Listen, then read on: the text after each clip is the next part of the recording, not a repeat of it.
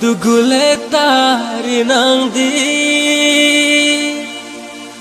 Mkabai hanya mese kudu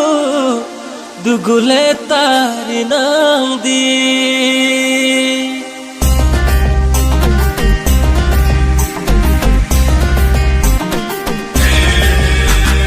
Mkabai hanya mese kudu Duguleta rinangdi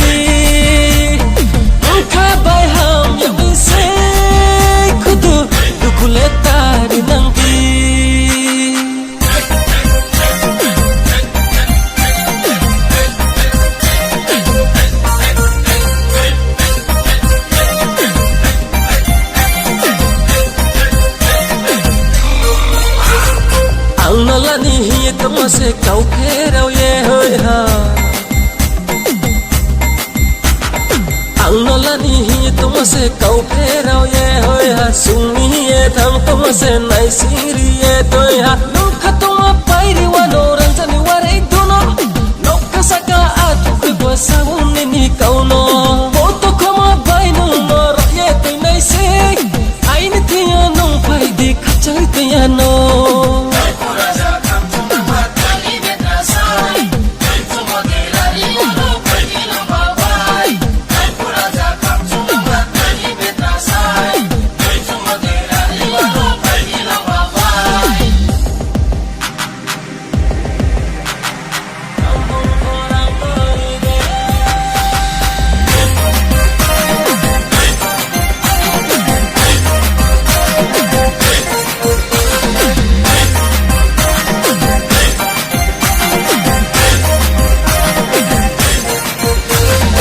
Nung sang ke tam po kau ye ri phai nai Nang ke tu po kau ye tu bin nai Ang lem sam tui phai khai nai Smike tor ko tang nai ni no mai ke se kau Smike tor ko tang nai ni no mai ke se kau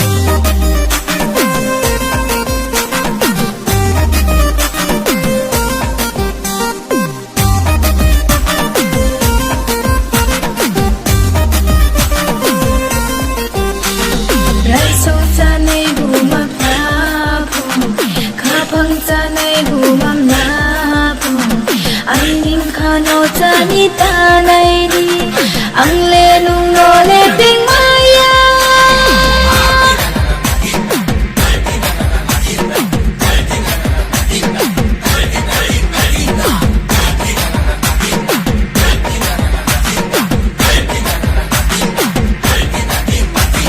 ang di maklano nung bera ye koi nang ke apoi so wai so ye po chama honang na ang di maklano nung bera ye koi nang ke apoi so wai so ye po chama honang na Nukha tuma pairi wano ranjani ware duno Nukha saka atu kibwa sauni ni kau no Mukha bai ham ya mise kudu Duguleta rinangdi Mukha bai ham ya mise kudu Duguleta rinangdi Duguleta rinangdi Duguleta rinangdi Duguleta rinangdi Mampu nam leko